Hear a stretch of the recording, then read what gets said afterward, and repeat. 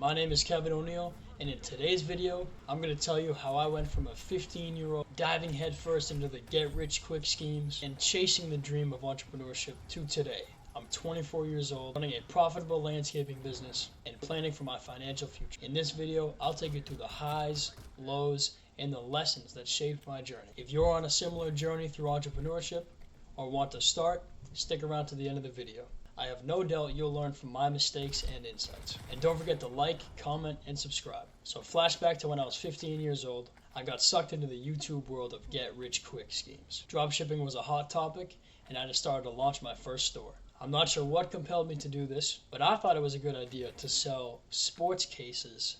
They were clear iPhone cases that had OBJ Odelling the apple in the screen, or LeBron dunking the apple. They were creative, but you could pick them up at your local Walmart or order them on Amazon. And that was one of the issues for my first store. The product had no wow factor. Another issue was the sketchy branding.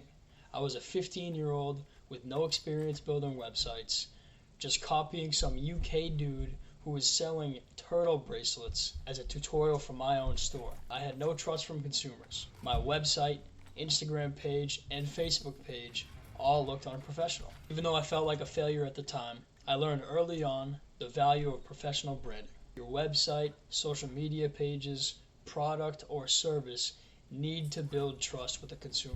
What really caught me off guard with that first dropshipping business was all the startup costs the YouTube gurus don't tell you about. You need to order the product, you need to buy some sort of editing software to make the advertisements, you need a camera to take videos and pictures of the product that you had to order. And after all of that, you have to go spend money advertising the product on Facebook. So even though I shut down the store, I quickly understood I needed more capital if I wanted to start a business. I launched and failed multiple dropshipping stores, but each failure brought me closer to success. Reflecting on your failures is vital. They help you avoid repeating the same mistakes and boost confidence for the next attempt. And guys, I cannot stress this enough. You need to build trust with the consumer from the rip. You might be selling the best product in the world, but if they go onto your website and see 10 different colors with terrible images and a crappy description, nobody's going to buy it.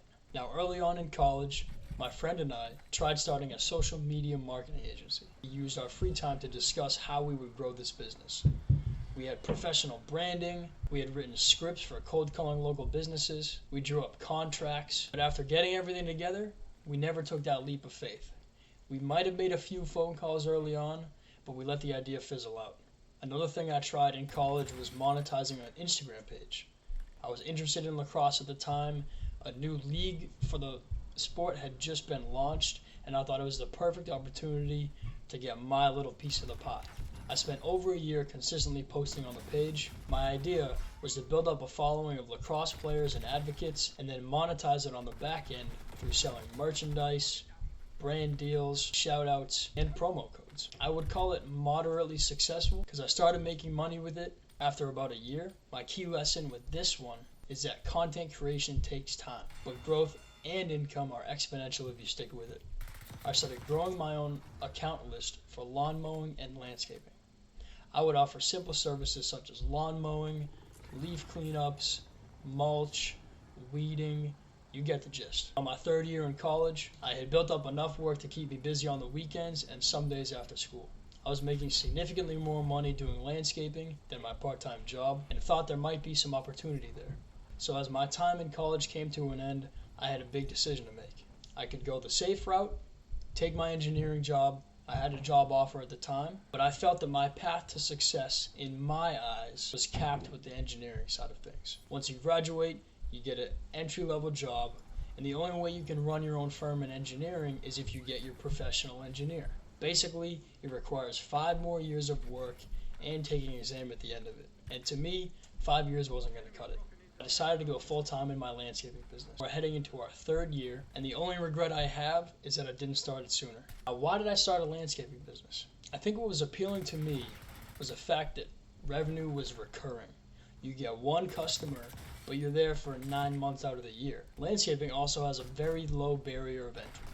If you grew up cutting your own grass as a kid, then you have all the skills you need to go do the same thing for somebody else.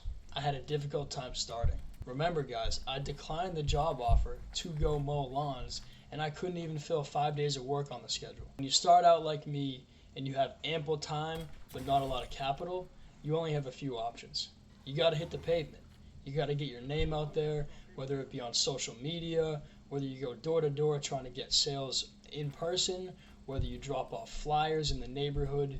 You just have to get your name out. If I'm walking around and somebody's walking their dog, I take 2 seconds, introduce myself, say, hey, my name is Kevin. I'm the owner of O'Neill Lawn Care. If you're looking for lawn care or landscaping services, here's my flyer. I know everybody hates going door to door at first, but it is one of the most effective ways to grow your business, and it's absolutely free. You know what else is free? Posting on Nextdoor and in Facebook groups. I got my first 20, 30 customers just from this. If you want to have success, you can't be afraid to hustle. You got to market yourself. Get your name out there. Make sure people know the services you're offering. And less than a year later, in April of 2023, I hit my first big milestone. In April, we crossed the boundary of $20,000 in revenue for the month. That milestone showed me that this was working. I reinvested everything into another truck that month. 2024 was a very challenging year for me. I cannot stress this enough, but don't take on more than you can chew. I was pumped up heading into the 2024 season, got a bunch of new accounts added to the list, and I even hired my first employee full-time. And after 5 weeks of work, we absolutely crushed it. We had done just over $33,000 worth of revenue for the very first month of the season, and unfortunately to me, my employee realized how much leverage he had. He knew he was a critical part of the business and tried to strong-arm me into giving him more money. And he said, look, Kevin, I think I need you to pay me $29 an hour as a base pay and just forget about the profit share. He wanted the $29 an hour as a base pay, throw out the whole performance-based system that I was trying to implement. He told me he was going to show up for work on Monday after I thought we came to an agreement, but he ghosted me and blocked me. Without experienced help, I fell 3 weeks behind schedule. We started the year on a high at $33,000 in revenue, and we just went down. Now, along with the labor issue, we were dealing with truck problems, equipment problems. When it rains, it pours, guys. And in these hard times, it's crucial to take a step back and look at the big picture. Now, if I could go back in time, I would have told that employee, hey man, no problem. I'll give you the $29 an hour. I would have kept him on the team. We would have continued to complete the work on the schedule. And in the background, I would be hiring and trying to fill that position. This would have been great because we would have been able to keep up with the schedule, keep all the accounts on the list, and have a seamless transition from one worker to the next. If I had to give advice to my younger self, here's what I'd say. Number one, pursue a service-based business. Stop consuming all the content of get rich quick because it's not possible. Number two, I would tell him to focus on sales and communication skills. These are skills that you'll need in any business, and so important as an entrepreneur when you constantly need to sell yourself and market yourself to others. I would tell my younger self to focus on getting rich the slow way, investing for long term.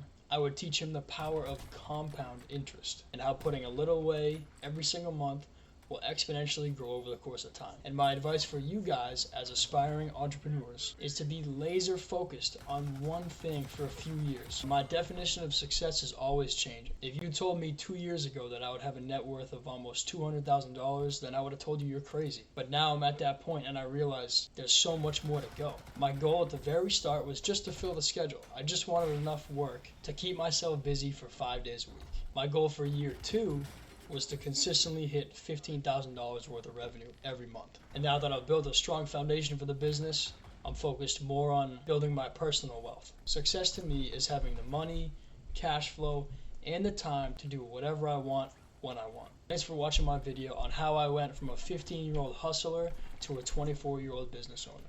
I hope my story inspires you to keep pushing and pursue your goals. Now don't forget to like, comment, and subscribe. And if you're a real one, let me know in the comments below where you're at in your entrepreneurial journey.